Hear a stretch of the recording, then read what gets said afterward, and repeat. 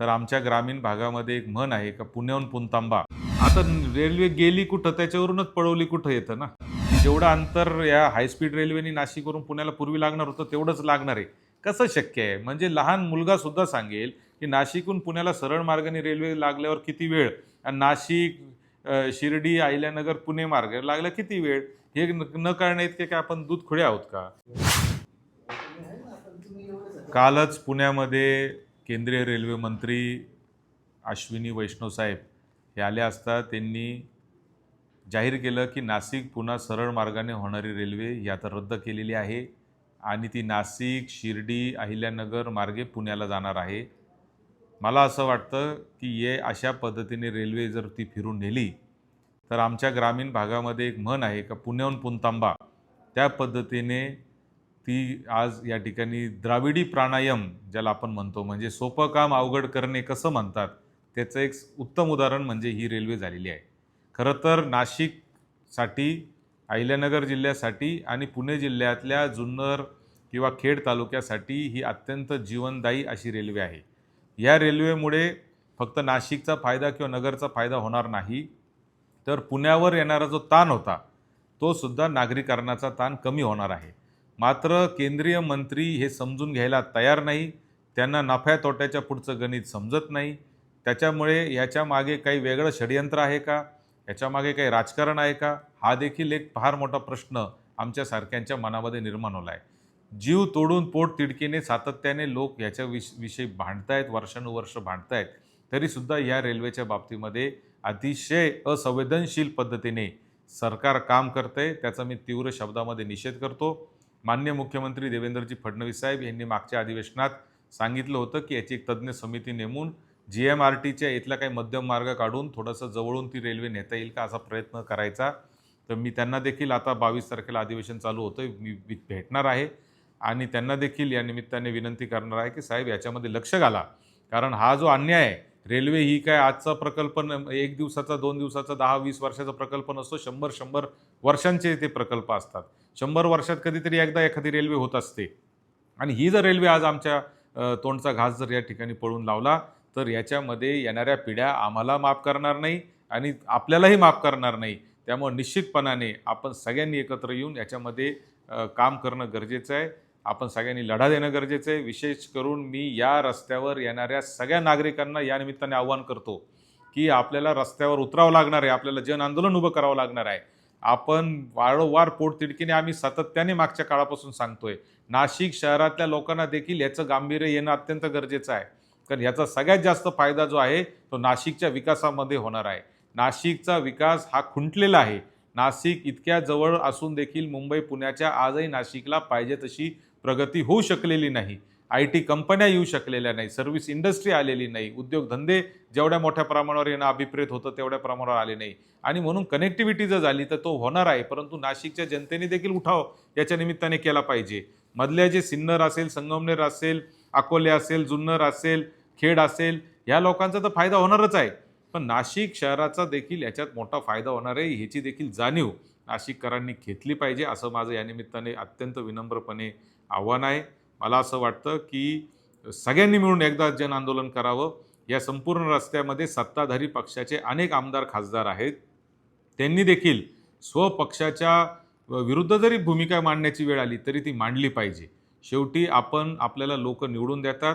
लोकांच्या प्रति दायित्व असणं हेच आपलं अंतिम सगळ्यात ध्येय आहे. आपण कधी कोणत्या पक्षाच्या किंवा नेतृत्वाच्या किंवा अमुक कोणाच्या तरी दबावामध्ये न राहता आपण सगळ्यांनी समाजाचा, जनतेचा आवाज उठवावा, असं देखील आवाहन मी या निमित्ताने करतो.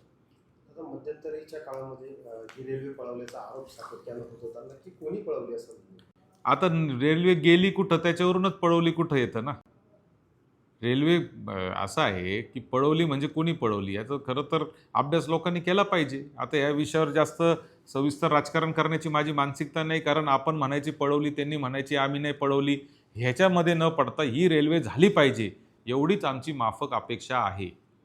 आपल्या शिर्डी मतदारसंघाचे खासदार नुकतेच शिंदे गटामध्ये गेले आहेत. त्यांच्याकडून काही अपेक्षा आहेत का ते आता ते शिंदे गटात गेलेत की नाही माहिती नाही मला, परंतु ते जर शिंदे गटात जात असतील तर त्यांनी दुसऱ्या काही अपेक्षा आणि हे करण्यापेक्षा माझी रेल्वे मला द्या आणि मी तुमच्या गटात येतो, असं जर माफक जर अपेक्षा व्यक्त केली तर कदाचित ते सगळ्यांच्या दृष्टीने फायद्याचं ठरेल.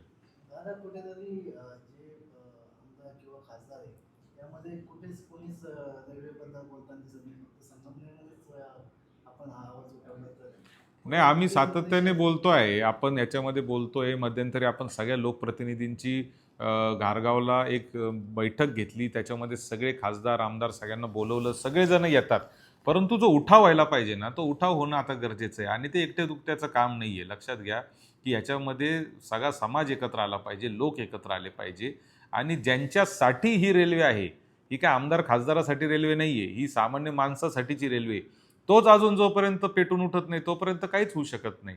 आणि म्हणून माझे सगळ्या आपल्या निमित्ताने सगळ्यांना आव्हान आहे की आपण कुठल्याही दबावाला बळी न पडता सगळ्यांनी रस्त्यावर उतरण्याची तयारी ठेवली पाहिजे. नाशिक पुणा रेल्वे ही सरळ मार्गानेच झाली पाहिजे. आज ते काही सांगो, अश्विनी वैष्णव साहेब सांगतात की जेवढं अंतर या हायस्पीड रेल्वेने नाशिकवरून पुण्याला पूर्वी लागणार होतं तेवढंच लागणार आहे. कसं शक्य आहे? म्हणजे लहान मुलगा सुद्धा सांगेल की नाशिकहून पुण्याला सरळ मार्गाने रेल्वे लागल्यावर किती वेळ, आणि नाशिक शिर्डी अहिल्यानगर पुणे मार्ग लागला किती वेळ, हे न कळण्या इतके काय आपण दूध खुळे आहोत का? तर थोडंसं लोकांची दिशाभूल करायचं त्यांनी बंद केलं पाहिजे आणि ही सरळ मार्गानेच रेल्वे केली पाहिजे. पुढच्या आंदोलनाची दिशा कशी असेल? नाही, पुढचं आंदोलन आता लोकांनी उठलं पाहिजे. म्हणजे माझी अपेक्षा ही आहे का आम्ही जेव्हा जेव्हा ह्या आंदोलनाची गोष्ट करतो, जेव्हा जेव्हा हे आम्ही बोलतो, तेव्हा तेव्हा जनतेतून पाहिजे तसा प्रतिसाद मिळत नाही. जनतेने सुद्धा याचं समजून घेतलं पाहिजे की ही आपल्यासाठीच रेल्वे आहे, आपल्या भावी पिढ्यांसाठीचे आहे. आज प्रत्येक घरातला सिन्नर असेल, संगमनेर असेल, खेड असेल, अकोले असेल, जुन्नर असेल, प्रत्येक घरातला एक मुलगा पुण्यामध्ये नोकरी करतोय, पुण्यामध्ये शिक्षण घेतोय. ते मुलं आज शनिवार रविवार टू व्हीलरवर येतात. टू व्हीलरवर येताना कितीतरी लोकांनी जीव गमावले आपण पाहिलेले आहेत. लोक आज कसेबसे आज एस-टी स्टँडवर जर आपण रविवारी संध्याकाळी जर गेलात तर अक्षरशः गाड्यांमध्ये बसायला लाईन लागलेली असते, एसट्या फुल होऊन जात आहेत. आणि मग हे सगळं जो ताण आज पुण्यावर झालेला आहे किंवा नाशिकवरही होतो आहे, तो ताण जर नागरीकरणाचा कमी करायचा असेल तर ही हायस्पीड रेल्वे झालीच पाहिजे. अहमदाबाद मुंबई बुलेट ट्रेन होते, अहमदाबाद मुंबई बुलेट ट्रेन होते, त्यासाठी 50,000 कोटी रुपये खर्च झाला. आज माझं म्हणणं असं आहे की अहमदाबाद मुंबई रेल्वे होत असताना याचा फायदा मुंबईला होणार आहे का अहमदाबादला होणार आहे? कधी छोट्या गावांना जास्त फायदा होत असतो, मोठ्या गावाला जास्त फायदा नसतो. पुण्याला या रेल्वेचा फायदा नाही आहे, पण नाशिकला नक्कीच फायदा आहे. बाकी सिन्नरला आहे, संगमनेरला आहे, अकोल्याला आहे, खेडला आहे, जुन्नरला आहे, अगदी चाकणपर्यंत सगळ्यांना फायदा आहे. तर आपण सगळ्यांनी उठलं पाहिजे, आता आंदोलन केलं पाहिजे. लोकांनी आंदोलन हातात घेतलं पाहिजे. प्रत्येक गोष्ट आमदार करेल, खासदार करेल आणि पुढारी करतील ह्या भरोश्यावर न राहता आता सगळ्यांनी पेटून उठलं पाहिजे, असं माझं या निमित्ताने स्पष्ट मत आहे. सोशल मीडिया असताना सुद्धा नुसती चर्चा होती व्हॉट्सअपला किंवा फेसबुकला, आणि ज्यावेळेस सोशल मीडिया नव्हतं त्यावेळेस एका आवाजावर 100,000-500 लोक जमा होते.